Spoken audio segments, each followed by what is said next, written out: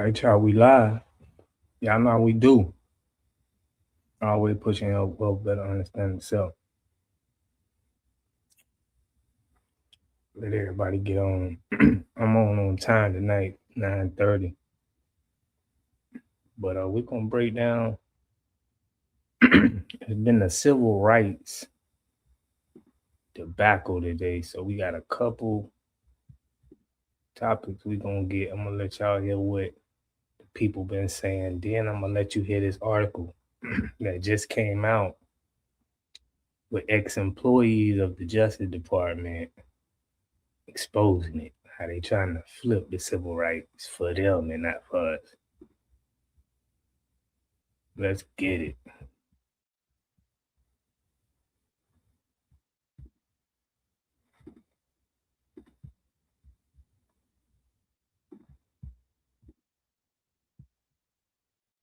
You realize you benefited from it or not. What right is that? The right to come into this country, to come to school in this country, to become a citizen of this country. I'm just asking for. Black people fought for civil rights. You are here because of civil rights. What is civil rights? And this is the issue that Black Americans face with immigrants, not just Black immigrants, but immigrants as a whole. Because what do you mean what is civil rights? You're the very same person that said Black Americans have no culture. African Americans in this country are the only groups. They have no culture. It depends on who you meet, where you meet them. But currently, there's not an African American culture. No. A dime on him. Yes, there is. What is it? So I do want to thank that young woman for speaking up for Black Americans and saying that we do have culture. However, she's of Haitian descent, so she's not the proper representative to fully educate him on Black American culture. Back to him. How can you say that Black Americans have no culture, but you don't know what civil rights is? The very civil rights that led up to your Immigrant and Nationality Act that allowed you access to be a citizen in the United States of America. That's culture. That's something that we built, something that our people and our ancestors fought for. It's not just about African Americans. They shoehorned absolutely everybody else African into it. Americans who enacted the civil rights were thinking about other people. No, we weren't, but that's what the government did with it. That's what I'm trying to get you. It's not about whether you were extended an invitation or not. Make it. You are trying to make it more. If I buy you a ticket to the Yankees game, you didn't buy the ticket, or you didn't ask to go to the Yankees game, but you're sitting in the stands. It's saying you still benefit. You still benefit from it. And that's the issue with him and many other immigrants. They do not believe that they benefit from civil rights or anything else that Black Americans accomplished.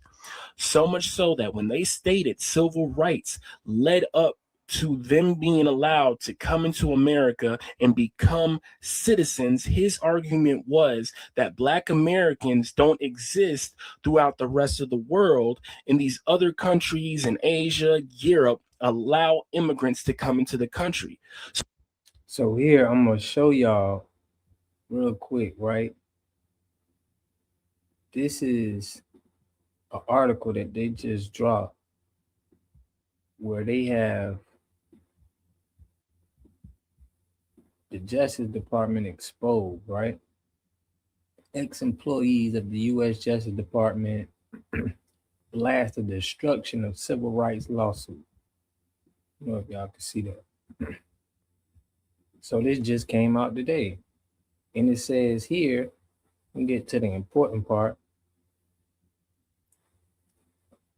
Right here, it says that in an open letter on the 68th anniversary of the division's creation, they allege that Attorney General Pam Bondi and Assistant Attorney General Harmet Dillon have killed important cases intended to protect people from sexual harassment, assault, police brutality, and voting inequalities.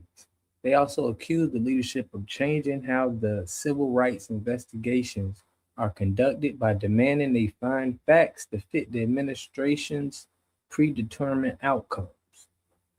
And then here it says, most of us plan to stay at the division following the 2024 election, but after witnessing this administration destroy much of our work, we made the heartbreaking decision to leave.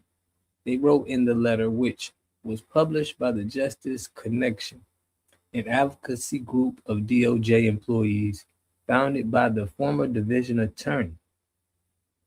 Now we must sound the alarm about the near destruction of the DOJ's once revered crown jewel. So the Civil Rights Division was established by the 1957 Civil Rights Act. The law was originally enacted to help undo discriminatory Jim Crow racial segregation and protect the voting rights of Black people. So basically, they're using it for the rights of others, as we've seen in the video. They got other people benefiting off of the Civil Rights Act instead of Black Americans. So let them go again and show how everybody else benefit that. Salute everybody coming into the. Let's get it. So he's stating, if Black Americans don't live in those countries, it can't be simply because Black Americans live in America. That's why they're now able to come to America. But it is. If it weren't for us fighting for the 14th Amendment, the 15th Amendment, and civil rights, you would not get your Immigrant and Nationality Act. You wouldn't be able to become a citizen in the United States of America.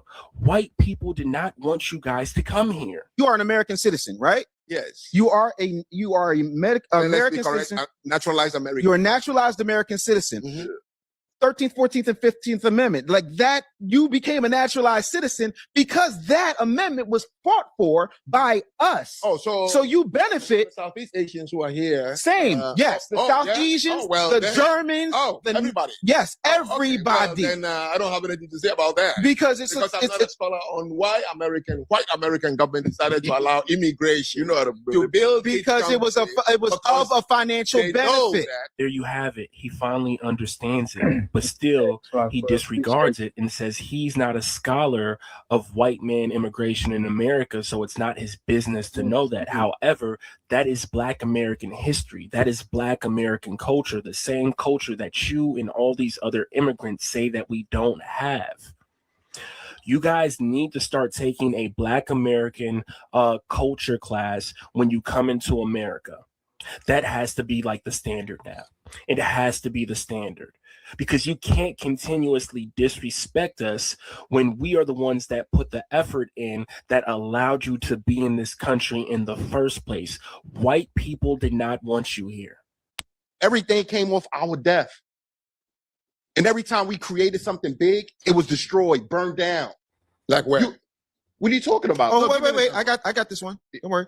Wilmington, North Carolina, Eatonville, Rosewood, Tulsa, Mhm. Philadelphia, Mhm. Chester, Pennsylvania, Wilmington, North Carolina, Blackwood, South Carolina, in Jersey. Yeah, you know, there were plenty of places. Anytime we had any infrastructure, two things happened. They decided to integrate it. Look at have you been to Central Park?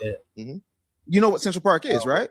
It's a park. No, it's not. Central Park was actually a place called Seneca Village. Once again, proving that you don't know about Black American history and what we have accomplished, because for you to have the audacity to ask, what have we created? So what? You build. So what? You will give your dignity, your children's dignity, because we built the country. Therefore, we are going to stay in the country where we will be looked down upon. We will be indignified because I built it. And here he takes issue because as Black Americans, we refuse to leave America, the country we built. And I find that rich coming from him, because later on he goes on to say this. You said out your own mouth that you didn't want to go back and deal with what you have to deal with in your country, Mhm. right? So right there, he just confirmed he doesn't want to go back to his home country of Benin and deal with the issues that are taking place there. Meaning he doesn't want to build it up. He even says that later on in the podcast. But you have the choice to go to another country and leave your country because you don't want to build it up. But you also say Black Americans shouldn't stay in the United States of America, even though we did build it up. If anything, I beg the white man whose country I came to, and he gave me the citizenship. Not a Japanese, not a Chinese, not an African American. Yeah. And there you have it. He can't acknowledge his so-called Black American brothers and sisters. He can't thank them, but he can thank the white man, and he could be submissive to the white man. Thank you for letting me into your country, white man. But let's see what else he has to say. I think where the benefit lies is that you were able to come here with What is here you're talking about? America. Who's America? I didn't think I was going to a black country. I would have gone to Jamaica. All right, but the reason I came to a white man's country. When I went to the embassy, I saw the United States of America and read about it. Wait. But the reason a black man, yourself, can come here is because of what the FBAs did to make it lawfully possible for you to come here with your $100,000 and go to college. That was not a possibility. That was not a possibility a century ago. There you have it. He didn't believe he was coming to a black country. He thought he was coming to a white country. That's why he came. That was his reasoning, is because he believed he was coming to a white country. These people have no alliance with us, none whatsoever. So much so that all of them voted against their best interests. There is no more discussion. There is no more saving from Black Americans. At this moment right now, we must focus on ourselves.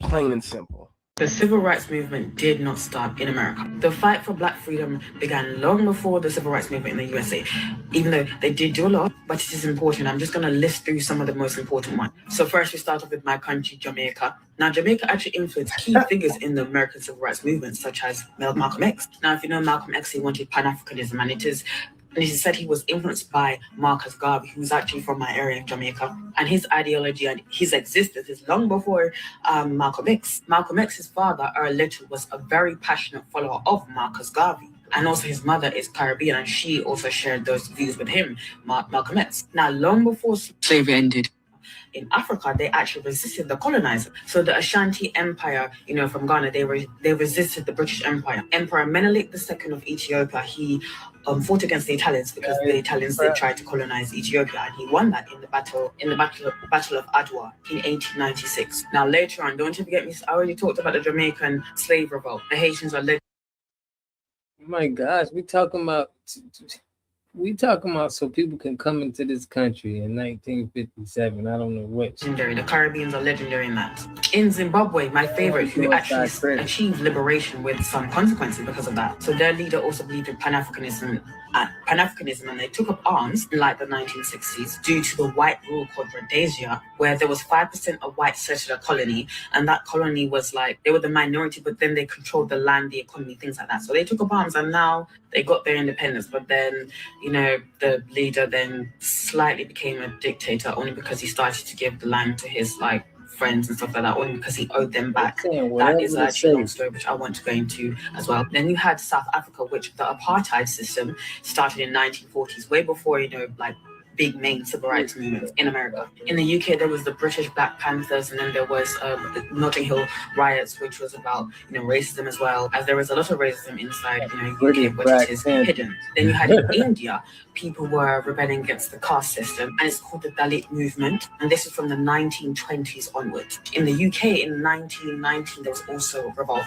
or race riot against racial discrimination due to Caribbean soldiers, what they faced. You had in Senegal, there resisted French colonialism, Blaise Diagne. Sorry, man, I'm saying the name wrong. He fought for African rights before World War II. The author of Black Skin, White Mask was from Martinique, and he also was with Algeria, and he also campaigned for political liberation. Now, there is so many to go over. However, what this is trying to just show you is that there can't be any divide. We're all one people, bro. We must all respect our individual traditions. For example, I am Jamaican. I like that I'm Jamaican. My ancestors, they were African. My national hero, Nanny of the Maroons, she's from West Africa. But we have made a culture of our own. But there's a little bit of xenophobia sometimes going on. There can't be, because we are all one people.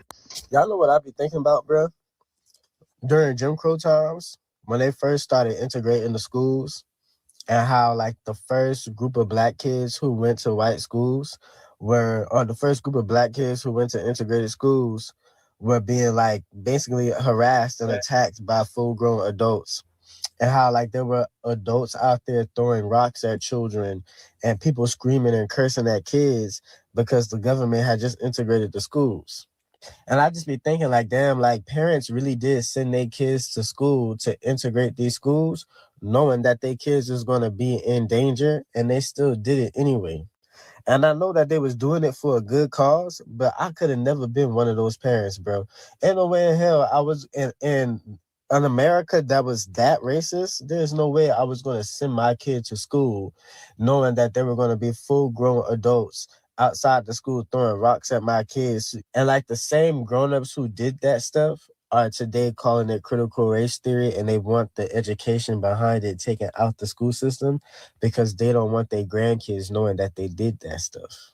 Blacks. See, this is essentially the problem, and the Republicans. What have we done to the immigrants? We owe black people something. We have a legacy of slavery. Immigrants haven't even been in this country. That's why the Democrats are dropping the blacks and moving on to the Hispanics, because they're a larger group of Hispanics now. But The reason people are concerned about the words they use, the reason Americans care about civil rights, the reason we are sensitive to racism is for one issue and one issue only, and that is how black Americans were treated in this country. It is because of the legacy of slavery and Jim Crow. Those do not compare. Irish, the new groups, they always get a little bad treatment. Do not compare that to how blacks are treated in this country. You don't get to piggyback on the black experience in America. You do not get to do that just because you are a woman, an immigrant, gay, Hispanic. No, the rest of you can go F yourselves. I want to talk about this. She said this like this was a flex, and I assure you that it is not. And it was actually a plan. And I would just put a race on it, but I'd rather put a party on it. Okay? But I won't even have to do that. We're not even going to make it racial or political. We're just going to speak the facts of what actually took place. So let me tell you how this happened. The year Martin Luther King passed, the bra burning thing happened. So what happens is we know who they are, but I ain't even gonna say it right now. They took away our leaders, right? And then reallocated the focus of what is even to care about to help someone else other than black people, right? And they created a movement that women ended up in now. It is whatever, that's neither here nor there. But then if we talk about affirmative action, which y'all have now made, and then we gonna walk down the history line. If we talk about affirmative action, we know what that was. But then if we look at the statistics, they say, and I don't know if it's true or not, but I believe it, and I know why it would be true. They say that program helped some other group predominantly more than the people that it was intended to affect. Here's the thing about it. They planned it that way. It's no different than nobody having smoke for Patrisse Cullors, who in the name of the black, y'all got more smoke for Candace Owens than y'all do Patrisse Cullors. And it's weird to me because all Candace Owens did was tell y'all, hey, listen, hey, the Black Lives Matter movement is a scam. They don't really care about y'all. And y'all called her anti-black. Y'all called her every name you could.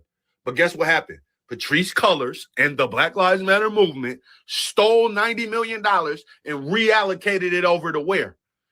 Y'all don't want to talk about it, but it wasn't Black America, right? So they planned it this way. It's a party who did it, but I'm not going to go there because I want y'all to be comfortable. So I don't want to call y'all out and make I feel like I'm talking about y'all, but that's neither here nor there. It's a party who set this up. So they have your support so they don't have to. It's not like I'm just going to do something for black people. Of course not. We know that. You're going to reallocate it. You're going to get the support of black people and reallocate it over to somewhere else. Just like, what did I tell y'all? What have I been saying for the last 2 years? And now everybody knows it's true. Immigrant is the new black. They got you a part of the new play to replace you. Malcolm X said this in the 60s. I ain't said a race yet, so I'm not going to say one. He said, they need you to decide for them. Guess what? Now you can't decide for them. You could be all the black people in the world could vote one way. Guess what? Y'all would lose, right? So they're planning to get us on their side and tip the scales with just us, that ain't good enough no more. So you want to know what they're going to do? They're doing it. Creating a new you. Bringing you over from another country and giving you benefits to get you to vote with them. You seen that play before? So this is not a flex by Black America. This is not a flex for us. They planned it this way. They wanted it to be like this. They want you to be frontline so someone else can get the benefits. And then y'all still support it. I still see y'all online defending a certain group. That is the reason why this is true. This is not a flex, and they made it that way. And I have all the proof, like I said, starting with what happened when Martin Luther King passed. So, yeah, this is true. But what happened was they ignored Black people and gave the rights to everyone else. They're doing it right now.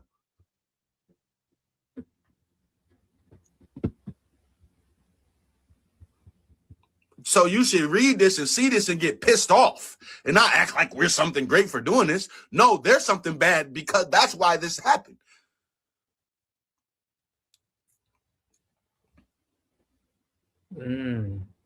Y'all crazy as hell, man. And y'all Confederate Army soldiers. I will call y'all that. Y'all are fighting in the Confederate Army. Y'all don't realize it. Y'all don't even realize it. Y'all might as well make it a thing. Just hijack it like y'all did the word nigga. Y'all might as well take the Confederate flag and start wearing it and make it your thing. Because that's what y'all doing. A fight for democracy. What the hell? I cringe every time I hear that. They lost that last one. That was the Civil War. They were fighting for democracy. Got their heads busted. Now people are free. Now y'all want to fight for democracy some more. You're going to lose again. You better stay safe. So y'all talk about all these men protecting. I'm trying to protect y'all from a political party. And I'm not even going to say their names, but y'all know who they is. I'm trying to make y'all feel comfortable. I'm really talking about a lot of y'all. Real talk. Yeah. But come on, man. Like, I'm not name calling here. I'm trying to get y'all to understand. This should piss you the hell off. But it don't. It don't, because y'all don't got no smoke for Patrisse Cullors. The last time we seen that, well, no, the immigrant thing. But before this new immigrant thing, the last time we seen this on front row was the Black Lives Matter movement. That's the front row it is. They allocated them funds to somebody else's struggle. I'm not going to say whose struggle it is, but y'all know where the money went. If you don't know where the money went, you can look it up. It's another group of people who are online always talking about being oppressed who got them funds, but they not Black. Well, some of them Black, but not in the name of Black did that money go to. So y'all can thank a political party for this happening. They don't care about you. They use you to do stuff for other people.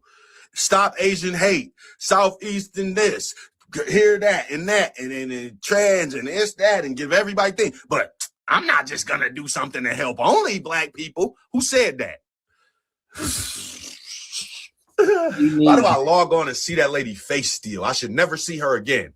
I thought I was never going to see her. That's how it's going to have to be, because Jasmine Crockett is with this Black and brown, and no, it needs to be just delineation exclusively for us right now, because all of that is not getting us nothing but raw. Again, and y'all putting her in front of me. Stop it. Someone who did a bill for the Asian people, South Asian, whatever, where her daddy from. But we won't even get into that. Y'all don't want to have that conversation. Never mind. So, yeah, this is not a flex. This will piss you off. I'm pissed. I got pissed as soon as I read this. I got triggered. Hit dogs high. I'm pissed right now. Me too. I'm pissed right there. They robbing our people. Men might lead with logic, but they ending with emotion. I'm mad. The hell, man. For real. And y'all should be too. This is not no flex. This is not a good thing. This is a bad thing. They made it happen. We got the evidence of who did it. And you still support them. They're going to continue to do this because you letting them. They're doing it right now. Nah, we can't. They just cut off food stamps in the name of something else. I'm going to get a petition started, man. And we had the front line for it. Y'all had the front line for it. Together. Okay, I'm not going to say nothing else about it. I understand it's a hard pill to swallow. But I messed up. I supposed to put a petition with that last video of the Black Caucus. slipped on that, so we could have put pressure on them with the community, but I'm gonna have to put that up. But the civil rights movement was for us and us only. Yeah, it might, you know, ruffle a few feathers here and that, but it wasn't for nobody but Black America. Okay, to prove that point, even the nicknames of the civil rights movement pertain to only us. So help me understand this. We're Japanese, Latins, false natives, Africans, homosexuals. Were any of y'all there when that took place to say that it was for y'all? Nah. Was y'all getting pushed to back of buses? Nah. Were y'all getting lynched, chased down because you wanted to be free on your own land? Nah. It wasn't about y'all, but y'all made it about y'all. The civil rights movement was only for us and us alone. That's a hard pill to swallow, ain't it? So here's some Black history that I can almost guarantee that you were never taught in school, especially if you're white like me. This is Booker Wright. Booker was an African-American waiter in the small southern town of Greenwood, Mississippi. And he's almost become a haunting figure, almost a ghost of civil rights history. His candid revelations in the 1966 documentary, Mississippi, A Self-Portrait, laid out for all of us to see the grotesque racism he faced while serving at Lusco's, a white-owned establishment, while simultaneously running his own cafe. It was called Booker's Place, and it was a sanctuary for Black patrons. While working at Lusco's, Wright would sing the menu, a gimmick at the restaurant. This was also because there were no menus, and that was a measure used to discourage African Americans from patronizing the restaurants. We have fresh shrimp cocktail, Lusco's shrimp, fresh oyster on the half shell, baked oyster, oyster Rockefeller, oyster Almadine, stewed oyster, fried oyster. He dropped his mask of civility in the documentary, admitting that he was crying on the inside as he kowtowed to customers who sometimes would deny him tips and utter racial slurs. The meaner the man, the more you smile, he would explain. So here he is in his own words. And I warn you now that his message and stories may be uncomfortable for some viewers, but you need to hear it. Now, that's what my customers, I say my customers, be expecting of me. When I come in, this way wants me dressed. Booker, tell my people what to do with that. Some people are nice, some is not. Some call me Booker, some call me John, some call me Jim, some call me nigga. All that hurts, but you have to smile. If you don't, what's wrong with you? Why you not smiling? Get over there and get me so-and-so and so-and-so. There's some nice people. Don't talk to Booker like this. His name is Booker. Then I got some more people come in real nice. How you do, waiter? What's your name? Then I take care of some so good, and I keep that smile. I always learn to smile. The meaner the man be, the more you smile. Although you're crying on the inside. Or you wondering, what else can I do? Sometimes you tip me. Sometimes you say, I'm not going to tip that nigga. You don't look for no tip. Yes, sir. Thank you. What did you say? I'm back. Right, take care.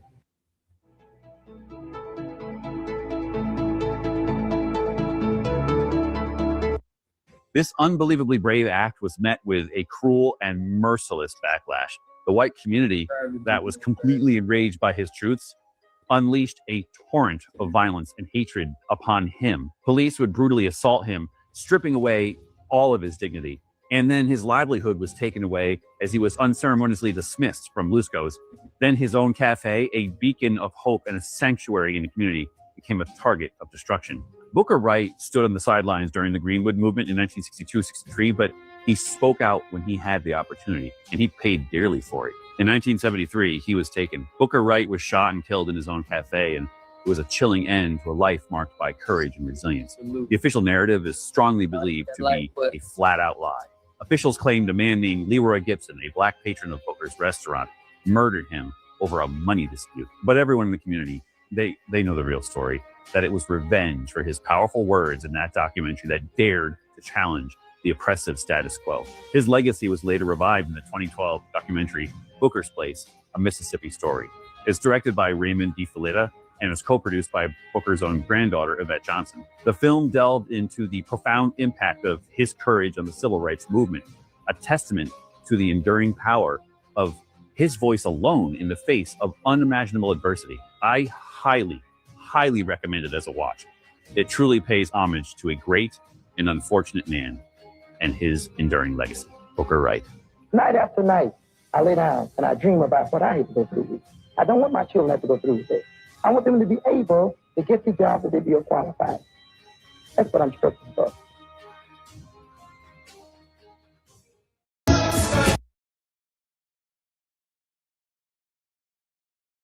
Yo, yeah, I don't need that music in there for real. We did all that marching, and now all the benefits going to the immigrants. So a lot of stuff getting exposed, man. A lot of this shipping money out getting exposed, and I'm all here for it. Salute to everybody, man, for tapping into this little history lesson too. A lot of y'all missed. There was an article came out that they exposing it was some fraudulent behavior done with the civil rights movement where they flipped it. I went over this article, some important parts, but this is breaking news right now with the civil. Black people have always been at the forefront of the civil rights fight, not only for themselves, but for other marginalized groups. The civil rights movement of the 1960s, led by figures like Martin Luther King Jr. and countless unnamed activists, dismantled segregation and paved the way for landmark legislation like the Civil Rights Act of 1964 and the Voting Rights Act of 1965. These victories didn't just benefit Black Americans. They laid the groundwork for expanded rights for women, immigrants, LGBTQ+, and other minorities, from affirmative action to anti-discrimination laws. These gains often started with Black struggle and sacrifice. However, there's an emotional and psychological toll that comes with always being the ones to light the way. Black people are tired of fighting for others who too often fail to reciprocate. When Black people advocate for justice and equality, they are met with resistance or performative allyship from those who later fall silent when Black lives are on the line. This leaves Black people to bear the brunt of systemic oppression, while others enjoy the freedoms of Black-led movements. And now, since we're silent, FAFO, that exhaustion is being misinterpreted. When Black people choose to rest and focus inwardly on their own communities, it's labeled as lack of solidarity. But the truth is, it's not silence, it's survival. Black Americans are drained for generations of giving their voices, their energy, their bodies to movements that frequently exclude them once progress is made. Black Americans have fought for their seat for everyone at the table, only to be left in a corner once the feast begins. Oh, the quietness is not apathy. It's a demand for recognition, for reciprocity, and rest. It's time for those who benefited from Black struggles to step up and carry the torch, not just for themselves, but for the community that carried them. Black people deserve more than a seat at the table. They deserve to feast in dignity without being abandoned or betrayed. You know, it's very hard to say what you want to say when after you've said it, somebody gets some answer like you haven't been talking. But you know what, young white fellow? I got a son in the 101st Airborne that you're going to kill, probably, because he's going to Vietnam. I got a nephew just came back from Korea that was wounded 3 times. The first thing happened, he went home, but a cop beat the hell out of him with a pistol butt. Now, you get this straight. You can kill all the Black folks you want to, baby, but you will not kill the freedom of Black folks. It's coming. We're going to get it. You think you're so indestructible. You think you're so great because you got all these weapons. I remember Mao Zedong once said he wondered where he'd get his weapons from. And then we armed Chiang Kai-shek. And he said, thank you, Jesus. You see? So don't misunderstand us, baby. We're dead serious. This country was founded on revolution. Those little settlers out there in the northeast section of this country had some muskets and some sticks and some stones. And they whipped the mighty professional British Army, baby. And 5,000 of them were Black, and one Black woman disguised herself as a man and fought with you all. And we don't have our freedom yet. We fought in every one of your damn lousy wars, baby, and you give us nothing.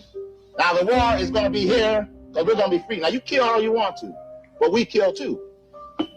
And we don't frighten. We don't frighten at all.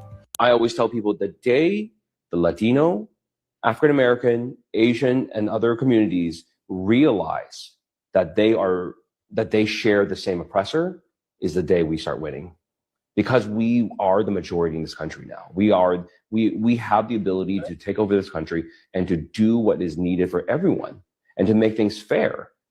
But the problem is our communities are divided. They're completely divided. And I talk about this all the time, is that like for Asian Americans and for African Americans, we probably have one of the worst relationships between any community. Well, right? I bet you a lot of Asian Americans too don't, in my experience, don't even realize that if it wasn't for the civil rights movement, if it wasn't for that, yes, there would not be 22 million Asian Americans in this country.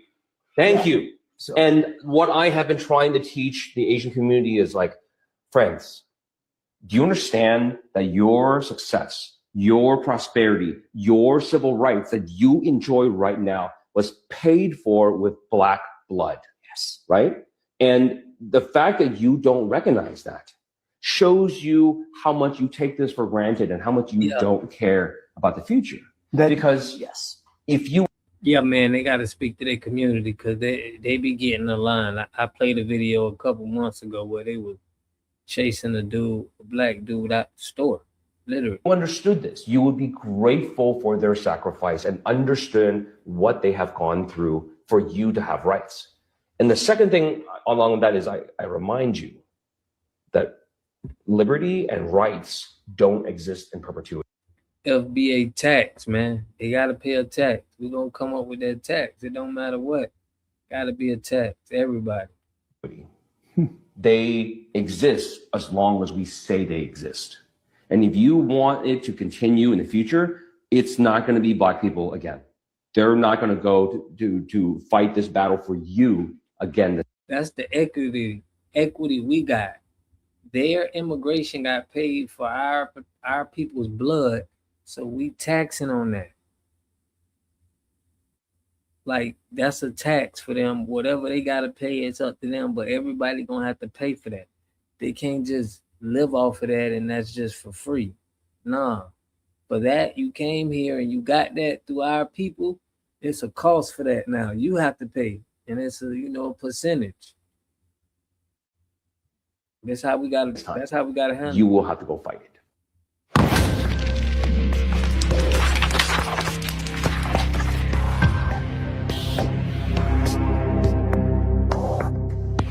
In the blistering summer of 1965, Lowndes County, Alabama, was a war zone for anyone who dared to fight for Black freedom. And into that storm walked a 26-year-old white Episcopal seminarian named Jonathan Daniels, a man who believed that faith meant action, and action meant standing shoulder to shoulder with Black Alabamians demanding the right to vote. Daniels came to Selma after hearing Dr. King's call. But he didn't just march, he stayed. He lived with Black families, worked alongside SNCC organizers, and protected young activists who were facing daily death threats. To Jonathan, equality wasn't a slogan. It was a mission worth dying for. On August 20th, 1965, Daniels and a group of activists, including 17-year-old Ruby Sales, walked to a small store in Hayneville after being released from jail. Waiting for them was a local deputy and part-time Klan sympathizer, Tom Coleman, armed with a shotgun. When Coleman raised the gun toward Ruby Sales, Jonathan Daniels didn't think. He moved. He pushed Ruby out of the line of fire. A split second later, the blast hit him square in the chest. He died instantly. He died saving a Black teenage girl in a county where Black life was treated as disposable. And the aftermath? Coleman claimed self-defense. An all-white jury took just 1 hour to acquit him. 1 hour. Yet Daniels's death ignited a fire across the nation. Ruby Sales went on to become a towering civil rights voice. And Jonathan Daniels, this young man who chose justice over comfort, became a martyr of the movement, a reminder that the struggle for Black freedom reshaped the conscience of the entire country. His blood is still in the story of Alabama, and his sacrifice still calls out, who will stand now? the way Jonathan Taxation Daniels did without then. representation. Leave a comment and stay tuned to Black Soil South. Long before the modern civil rights movement, Black Americans were organizing for freedom and equality in plain sight. From the 1830s through the Reconstruction era. Now, you said taxation without representation. Yeah, man, we got to come up with some taxation, man. That's insane. In my opinion, y'all probably got other ways, but Corey Green said we need institutions that can punish and enforce rules and perimeters for outsiders to interact with our culture. That's facts. That's facts. I definitely agree with that. But check this out. This how some of the immigrants coming. Trump has been going hard. Operations are currently in Minnesota, 10,000 Lake State. Donald Trump calls Somali immigrants garbage, and he said that he does not want them in America. As most people know, a large population of Somalis live in the state of Minnesota. With this rhetoric coming from Donald Trump, who knows what ICE is going to do down there? You can just imagine. That's like green lighting ICE to do any and everything they want to do with the Somali immigrants who are in Minnesota. And that's where the heavy concentration of Somali immigrants are located.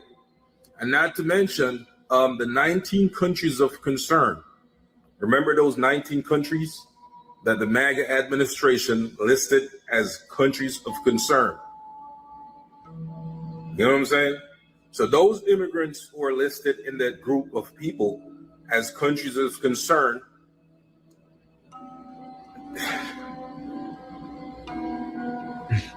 just think about it. Trump said you do not want Somali immigrants in America and that they're garbage. He's flat out said that. Flat out. It's going to be sticky, man. It's fixing to get really wild. Stay safe. Peace. What are you guys doing? What are you guys doing? Yeah, please stay back 25 feet. That's illegal. You guys leave him alone. Leave him alone. You guys cannot do that. That's illegal. Call 911. Call 911. They're doing kidnapping. That's illegal. Leave him alone. Leave him alone. What we do about Leave him alone. Leave him alone. Leave him alone. You guys are doing kidnapping. Kidnapping. This is called kidnapping. Kidnapping. This kidnapping. Call 911. Naima, call 911. Pizza work. This is called kidnapping.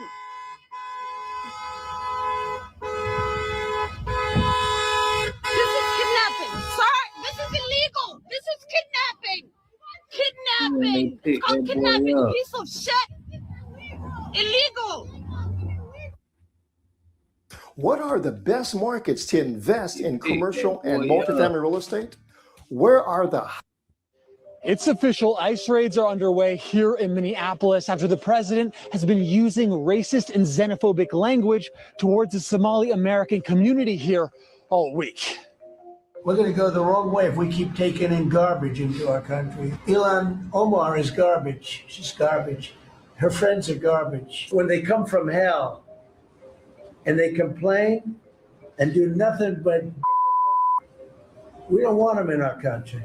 Let them go back to where they came from and fix it. We're here at the city's largest Somali mall, and on any given day, it would typically be bustling with people, absolutely packed. But because ICE was spotted here circling the block of this mall, right now, it's looking like a ghost town. I sat down with the mayor of Minneapolis, Jacob Fry, to learn how he's working to keep his Somali constituents safe during this uncertain time. almost all of the Somalis that are in Minneapolis are not just here legally, they're Americans. We're talking about American citizens. If we are now at the point where the federal government is deploying agents on legal American citizens with a goal of uprooting people that have formed lives here, have families here, started businesses here, definitively made Minneapolis a better place, everybody should be speaking out. And as ICE terrorizes the Somali population here on the ground, it's reminding some members of the diaspora of the country that they fled from. We came from a dictatorship, and we feel like we live in a dictatorship land right now, which is unacceptable. We're American like everyone else. You said that you came from a dictatorship, now it feels like you're living in a dictatorship. What? See, we're American like everybody else.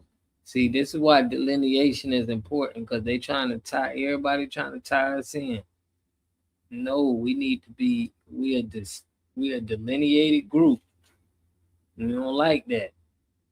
Then you think you a Black American, because they're going to see you, they're going to, oh, Black American. No. About life right now in Minneapolis reminds you of your experience in Somalia? Fear. It's basically it, fear. And President Trump's rhetoric is sparking difficult conversations for Somali American parents back home.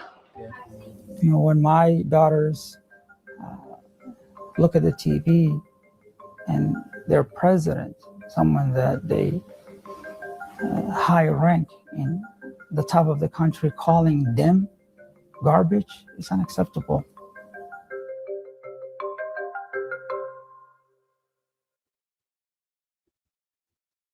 (5:16 a.m., November 19th, 2025. Minneapolis. FBI and DHS moved as one unit.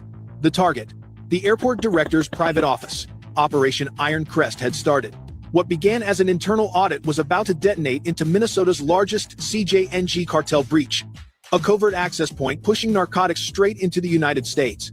This morning, the truth surfaced. One woman had turned Minnesota's most trusted airport into a functioning smuggling corridor.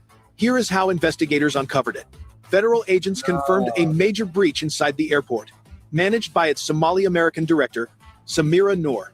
Before sunrise, FBI and DHS teams entered the operations wing, moving directly toward her office. She was 43, respected, efficient, publicly flawless. Privately, something else entirely.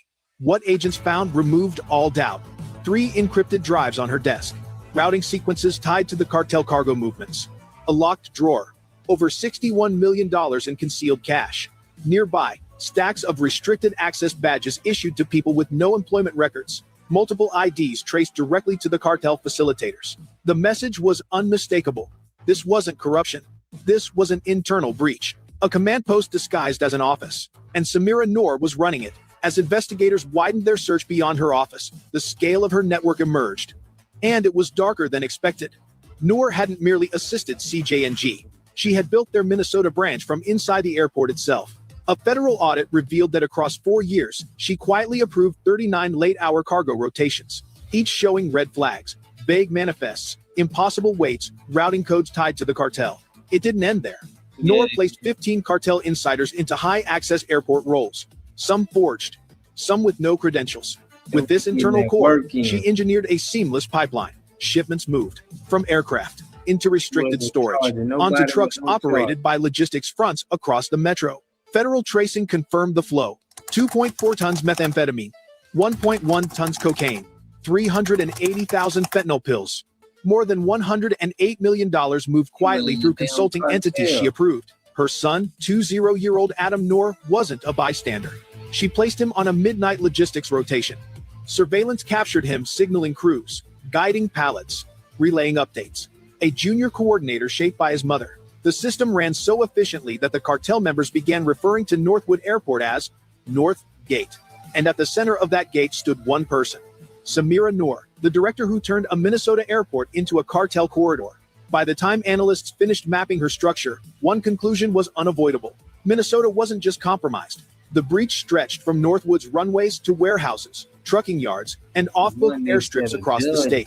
If you're still with the story at this point, feel free to subscribe so you don't miss what investigators uncovered next. Inside a secure operations room beneath the DHS field office in Minneapolis, senior officials stood before a wall of monitors. The room was silent. Every person inside understood what was coming. 2:14 a.m.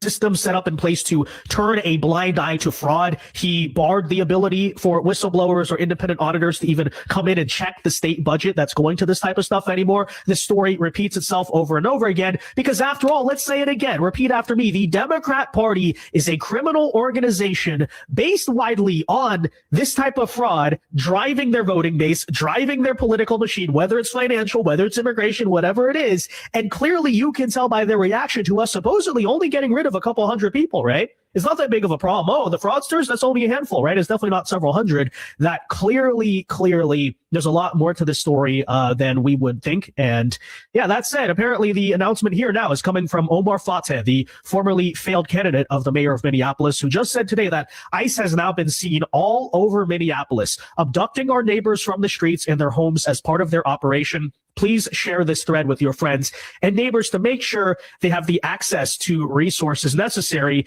to protect one another. So there you have it.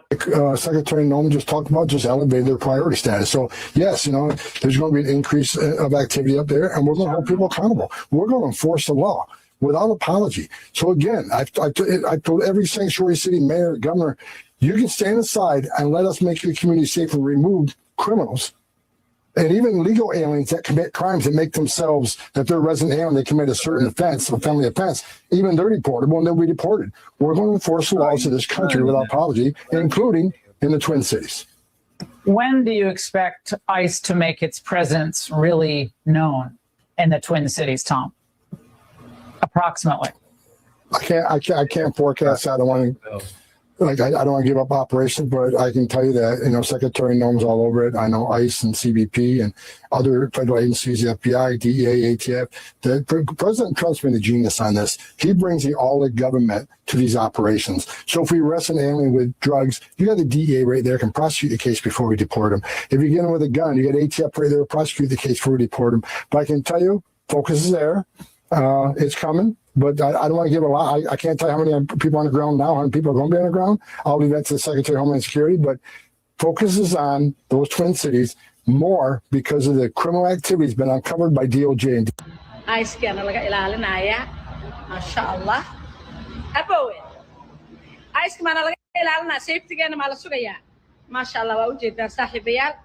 Carmel had the Washington. A lot of people haven't been leaving their home for work or making a living. So it's very unfortunate and very sad.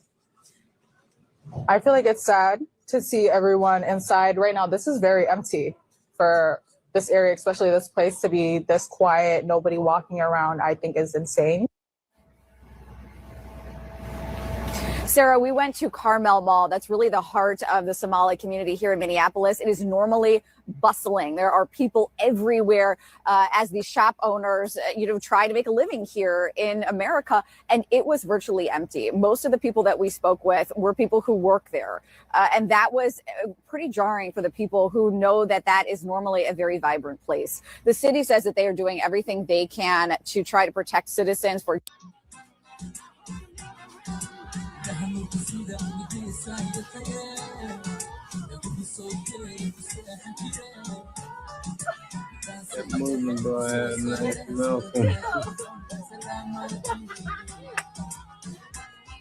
Ring camera footage captured the moment more than a dozen ICE agents raided this Burnsville home. They break in this one. Angel Alvarado says they force it. 4 of his family members were upstairs. They were hiding here. Sophia Alvarado says her husband owns the home. She says she and the 3 others upstairs were eventually able to prove they're U.S. citizens. Police!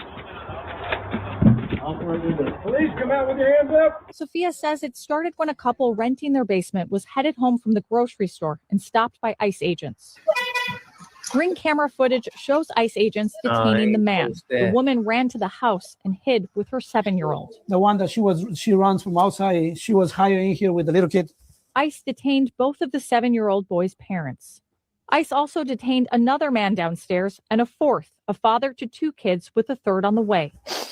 His wife, who asked to be anonymous, is 6 months pregnant. She says her family came here illegally from Honduras for work.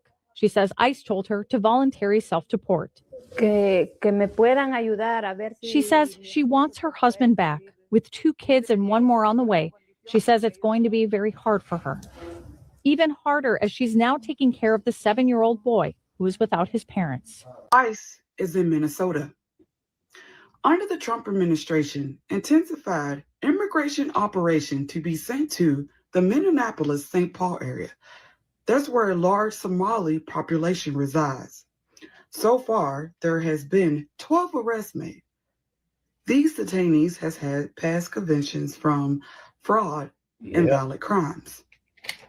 This crackdown comes from federal authorities uncovering allegedly $8 billion in several fraud cases coming from fake autism claims, Medicaid to housing programs, and also a nonprofit called Feeding Our Future. Allegedly $250 million was stolen. Minnesota is not going to be just the state that they're going to uncover fraud in. There's going to be many more states to come. What do y'all think? My name is Tiffany. I lost 150 pounds in 2.5 years, and I also report different news topics as such today. Tap in. It's just a little too late, a little too wrong, and I can't wait. But you know all the right things to say. You know it's just a little too late. You say you dream of my face, but you don't like me. You just like a chase. To be real, it doesn't matter anyway. You know it's just a little too late.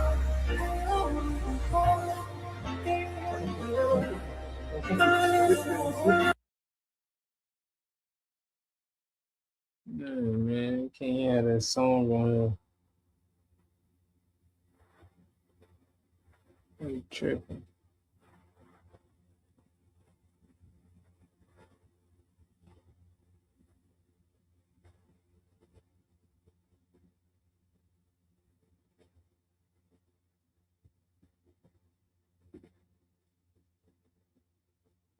Yeah, they feeding the future, all right.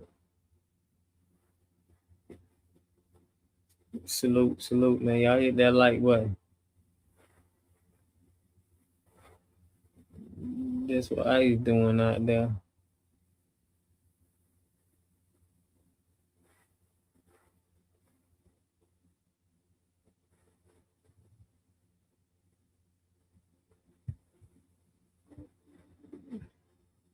What you put?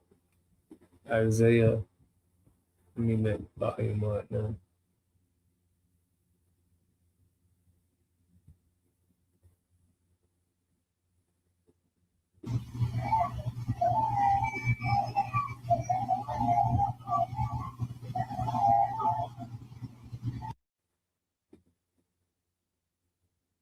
Arrest of a Somali immigrant in Minnesota seen pictured with local Democrat leaders, Governor Tim Walz and Congressman Ilhan Omar. ICE says that he was convicted of welfare fraud in Canada and should not have been eligible for temporary status here in the United States. Correspondent Garrett Tenney tells us the backstory here from Chicago. Hi, Garrett. Yeah, Martha, the immigration judge in that Somali man's case denied his asylum request specifically because of the significant amount of fraud on his record. That was in 2004, but for some reason, Abdul Dahir Ibrahim was granted temporary protected status for 10 years, even after he had an order of removal. Altogether, DHS says it has arrested more than 12 individuals so far as part of its newly launched Operation Metro Surge in the Twin Cities. Those arrests include 5 other Somalis, 2 of which have also been convicted of fraud. Yes. What was that about? I don't know. These guys just randomly take me off. I'm a citizen of this country, and they take me off and they hold me.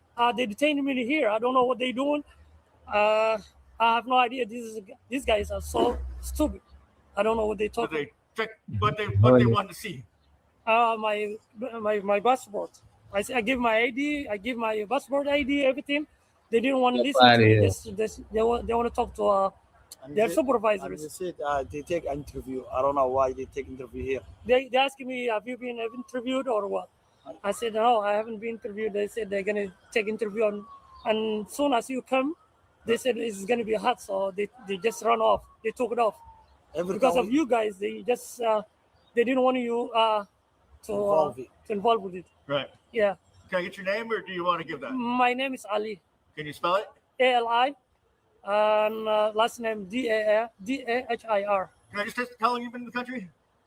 Excuse me? How long have you been in the country? I'm just curious. Telling me what? 25 years. Yeah. Yeah, 25 years. I live.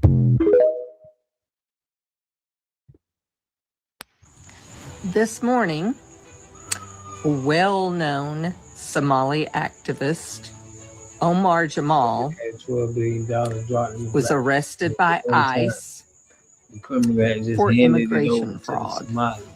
Apparently, he had been in the country for about 20 years. He had first immigrated or entered into Canada and then crossed the U.S.-Canadian border into Minnesota, where he's lived illegally for the past 20 years. He ended up working with I think it's either the police department or the sheriff's department as a citizen officer, I believe. I can't remember the exact title, but anyway, he was a very well-known, or is a very well-known Somali activist in Minnesota, in Minneapolis. And guys, we didn't know ICE was doing a lot of work in Minneapolis. But it looks like they may be busy there now. So everybody's talking about the Minneapolis ICE raids, and obviously if you're illegal, in my opinion, you got to go. Like you're not allowed to be here. They got to get you out as soon as possible. Don't care. But I think a lot of the problem that people are having with Minneapolis is the people who are like second gen and who were born here, they're acting extremely entitled as if they can't be asked to leave. I'm sorry, but at some point you still have to realize that just because you're a citizen doesn't mean, you know, your lineage goes so far back that you can now talk crazy to the people who grew up here, or that we have to now work around the way you guys do things because you're a citizen. No, that's not what that means. I understand you're a citizen, and I do believe you should have the rights of one. But if you go out of your way to subvert the United States, if you go out of your way to steal from the United States, I'm sorry, but they have the power to revoke anything you have. I don't care. They got the power to send people to prison. They can do whatever they want. So to sit here and act like, oh, you know, we got to get used to you guys because no. So y'all see how it is. Is everything going on right now with now we got this lady claiming that the Black American indigenous rights over there in Minnesota, claiming there's some Black people that's indigenous. Somalis are reclaiming their ancestral homeland of Minnesota, and it's making people mad. This is all I know. I was only 3 years old when I came, and this is my home, and this has got to stop. I'm not scared. So I'm citizen. I'm happy. I'm United States. I brought up America. I'm happy. So why you asking me? Hear me out, guys. Hear me out. Y'all are gonna have to forgive the way I look right now, because let me tell you, baby, the tea couldn't wait. So Somalis are done getting their FAFO moments, but now they are claiming Minnesota was promised to them 4,000 years ago. The Black Jesus that we all praise, ladies and gentlemen, promised Somalians that their promised land is Minnesota. What? Oh God, help me, Lord Jesus Christ, help me. Black ancestors of slavery, I need y'all to wake up. Because, baby, tell me why. Everybody and their mother on the internet, they're busy talking about how Somalians are getting their FAFO moments. And then Somalis are like, y'all African Americans that are telling us to go back to our country, we need to remind y'all, this is our land. And Trump, listen up. Minnesota was promised to us 4,000 years ago. Oi there, mateys. America has been taken over by some Somalian pirates. Yo, I'm telling you, let me tell you, I don't like the hate on immigrants. But I'm gonna tell you, I'm having fun with this one. I'm gonna tell you, I was like kind of sympathetic to them. But these Somalians for real are out of control. Watch this video and we're gonna break down the ridiculous things they've been saying all over social media. Let's go. I think this is like one of the most ridiculous claims I've read. So they have this thing where they think that they're entitled to America because they said that it was promised to them 3,000 years ago. Oh, I'm sorry. I can't even get through this. Wait till you see this. So this individual said, not many people know Abraham Lincoln's grandfather was of Somali descent. One of the founding fathers. If this isn't the biggest crock of shit, I don't know what is. So I was like, of course, I was like, I got to research this. Is this true? So I asked my homegirl ChatGPT, and let's see what she. No, Abraham Lincoln was not Somalian. He was English, Scottish, Irish, and Welsh. And it only gets worse, guys. I don't know. Like, the delusion is crazy. Like for real, Trump, you need to get these people up out of here. I think this has to be the most hilarious one of them all. A Native American Somali man whose ancestors and tribes dwelled from the land of Minnesota for centuries. Fun fact, traditional dishes like banana and rice were served in Thanksgiving back in those days also. Yo, foundational Americans, in particular FBAs, what do you guys think of this? Like, this is hilarious. Like, Tariq Nasheed, I don't blame you. I wouldn't want to get up in this either. And I'm an African Arabic woman, and I want nothing to do with this. Like, these people are delusional. Like, Trump, you cannot get them out of here fast enough. And the last one I'm saving for last is the best one. A massive police presence is now at Carmel Mall, the biggest Somali mall in Minnesota, to protect the communities from ICE. Yes, Minnesota was promised to us 3,000 years ago, and we're not going anywhere. Well, guess what? It says something different. Yo, orange face, tomato face, who the hell you calling garbage? Not me. Well, yeah, I'm Somali. Don't face me, I never scared. Minnesota is my hometown. But thousands of years ago, what more evidence is needed than the fact that the Somali people invented snow? In fact, not only did they invent snow, they invented maple syrup, no matter what the so-called Canadians say, which proves that the greater Somali area that is theirs by divine right also includes large parts of what is currently known as Ontario and Quebec, which are colonizer names. All the holy books say so. And this area over here is a buffer area that the Somalis need purely for their protection. That it gives them control over all the waters of the Great Lake is just a coincidence. Don't worry about it. The greater Somali area has a right to exist, and any buffer areas the Somali people need to feel safe is just them exercising their right to defend themselves. Now, as somebody who used to live in Minnesota, I could tell you right now, Somalians are there for birthright citizenship. If you guys weren't aware, the Somalians have come to claim their birthright citizenship. Now, as you guys already know, the Trump administration has initiated their ICE raids in Minnesota, but the Somalians are fighting back. Now, according to CBS News, where you can pause to read this, the Trump administration is attempting to have ICE raids in Minnesota and are checking the green card holders of Somalian residents who live there. And little does the Trump administration know that the mass majority of Somalians who live in Minnesota are U.S. citizens. And every year, sometime around this year, apparently they do their pilgrimage to the Target Center. And based off of the rhetoric of the Somalians across social media, they're stating that although the Trump administration has implemented these ICE raids, they are willing to work with him to do a two-state solution. I'm not entirely sure why Donald Trump thought that this was going to be easy pickings with Somalians in Minnesota. I'm not entirely sure why he thought that. But little does he know that being that Somalians, their birthright is Minnesota, they're going to fight to the very end for their land. Because isn't that what you're supposed to do when you're being hostilely invaded? Like,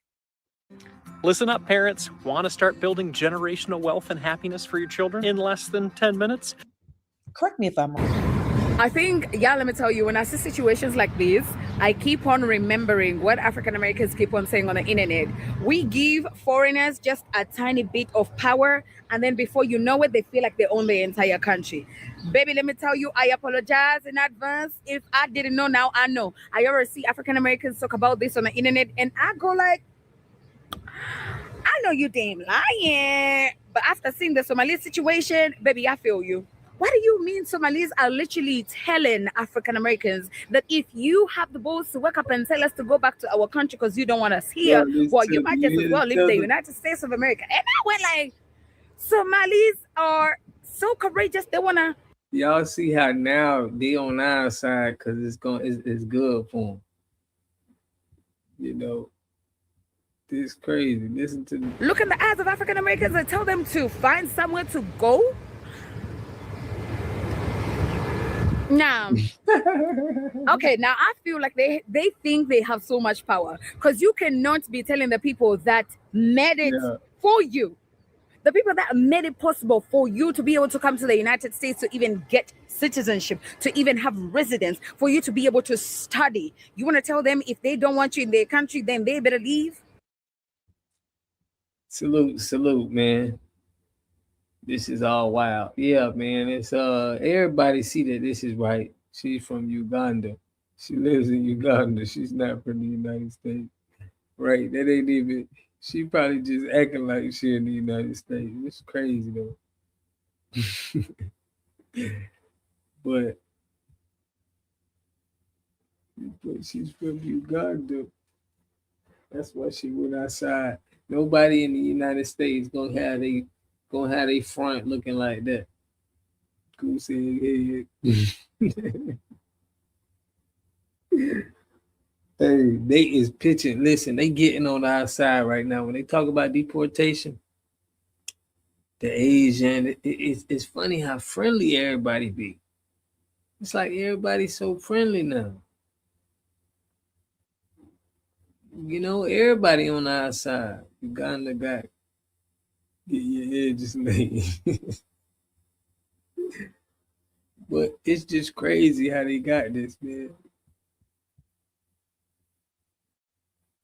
Everybody got this. But check out Antoine Daniels, y'all, what he had to say about this. They, you know. Do Somalis understand that if African Americans did not fight the fight, they will not be in America? No, because what do you mean they think they own the land? Well, like the racists are actually just jealous of Somalis because of how successful we became in a matter of one generation. And I was watching a lot of videos that are coming up on my For You page where people are saying, how come Somalis have nice cars and we don't? We've been here like how many generations? We were born here, our ancestors are from here, but Somalis drive nice cars.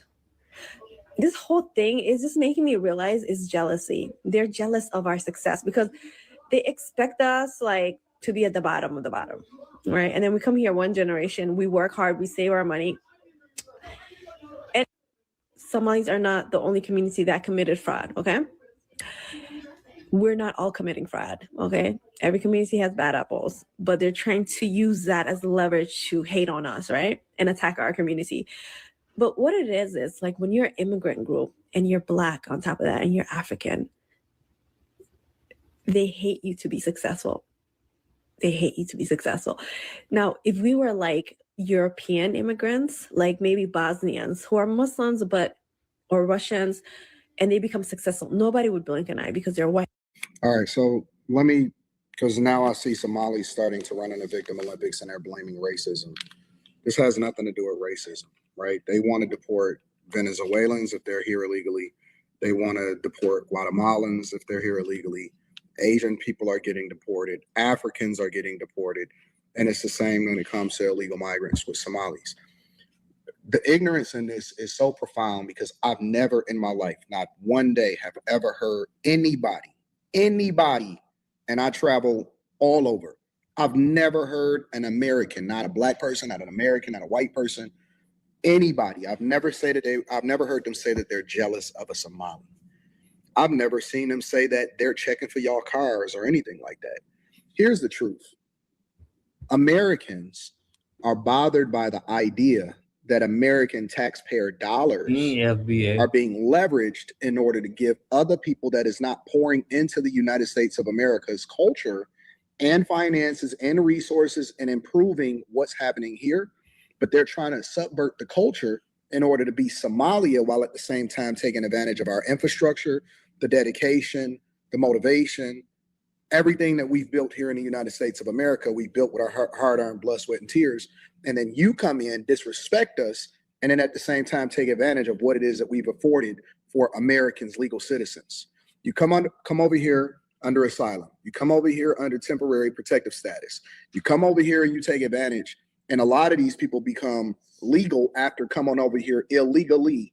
And then they also take advantage of birthright citizenship, because now you're saying I'm a first generation. I just know you all seen that one video of the Somali old heads coming together being like, oh, Trump 2025, Trump for president. And they went on a podium endorsing Donald Trump and supporting his campaign. Now, it didn't even take a full year before Donald Trump turns his back on these old heads, telling them, I don't want you nasty Somalians in this country. The same exact old heads who were endorsing and supporting Trump's campaign are now being insulted on national television. Now, ain't this karma at its finest? madaxweyne Trump inaa u codeysaan inaan I defended my right and I defended my Christian people right. Hello Minnesota, how you doing guys? Waa mahadsantihiin inaad timaadeen imaanada muslimka walaalayaal waxaan ku jirnaa waqtigii aan qabiilka ka tagi lahayn oo qaranka raaci lahayn. madaxweyne Trump inaa u codeysaan inaan qabiil iska tirtirno, inaynaan danteena ubadkeena ilmaheena waxay danta ugu jirtaa Republican. I used to be a Democrat, volunteering, wax walbaan qabanayay. waxay inoo hayaan ma jirto group mafia inaan ku xirnaano waa laga weynaaday. aynu raacno Republican. This is mafia group. Minnesota waxa ka jira wax xun waaye. I defended my right and I defended my Christian people right. The best part about the Somali memes, the Somalia memes, is that the media can't really talk about it or even criticize it, because what are you going to say? It's ridiculous for people without any contemporary indigeneity to the land to try to gaslight the population into thinking that they have a right to the state as a whole. This is all I know. I was only 3 years old when I came, and this is my home, and this has got to stop. I'm not scared. So I'm citizen. I'm happy. I'm United States. I brought up America. I'm happy. So why you asking me? Some guys asking me, give me basmati, give me a green card. Why you asking me? Almost every Somali person living here is a citizen. There's more than 100,000 Somalis in Minnesota. Roughly 84,000 reside in the metro. The journey from Somalia started decades ago. My family immigrated here to Minneapolis, to Minnesota in 1993. Brothers, behold it, the white land of the north. Snow everywhere. But look, the skyline, just like on the old drawings. 3 centuries our elders taught me how. This is Somalia. 3 centuries past, it was promised to us. On these horses through the snow, we have found our land at last. It belongs to us now. North was frozen, empty, unforgiving. But 3 centuries ago, our mothers and fathers followed a promise across the ocean. Somali hands opening a new map. Somali hearts reading the sky. Here, they found a land of rivers and stars. They named it the way the wind whispered, Minnesota. And nobody told me Somalis were this funny. Like, where have you guys been my whole life?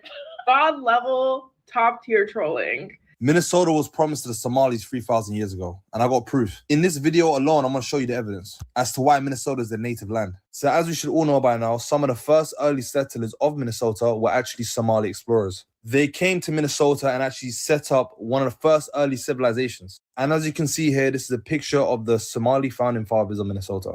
Even this guy here, he's still Somali, he's just half Yemeni. And as well, we can quite clearly see the Somali flag waving in the background.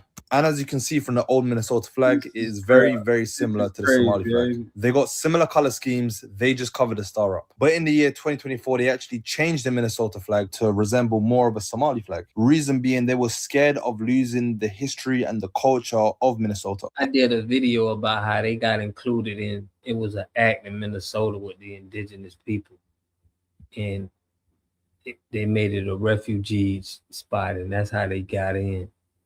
You don't even know what he's talking about. And the new flag was actually designed by a non-Somali called Andrew Pekuri. However, that being said, this man most likely does have Somali ancestry, because as we know, some of the most famous Minnesotans ever actually do seem to have a mix of Somali admixture within their DNA, which actually isn't too far-fetched considering the fact that they've been here for so long. And that was promised to them 3,000 years ago. And if you disagree, then you're anti-Keshetic. We're here celebrating my birthday. We're having our 56th anniversary. You heard it? Those people who are saying Somali, they have to leave America. What if you guys leave and then we stay? You guys don't want us, right? So you guys leave and then we stay. Yeah? Ininkas ka bahda. Ana waa joogeen aan fahant magaalkani waan qaseena. Yeah, Trump, listen up. Minnesota was promised to us 4,000 years ago, and I'll be damned if I'm denied my birthright just because the orange man doesn't like the way another nigga talk. I'm gonna be so honest, right? I know what's going on. You trying to change the subject. You was giving mother to another man. Now you trying to get in our mother. You smart. I ain't gonna lie. You smart. You smart. They tried to say billions was took, not millions with an M, but billions was took. They're probably confusing this blue and white flag for the other one. Huh? If billions were took, where was I at? Who forgot to call me, bro? Huh? Who forgot to pass the memo? They said the North was frozen, empty, unforgiving. 3 centuries ago, our mothers and fathers followed a promise across the ocean. Somali hands opening the map. We were promised this land. This is Somaliland. This is our land for the past 300 years.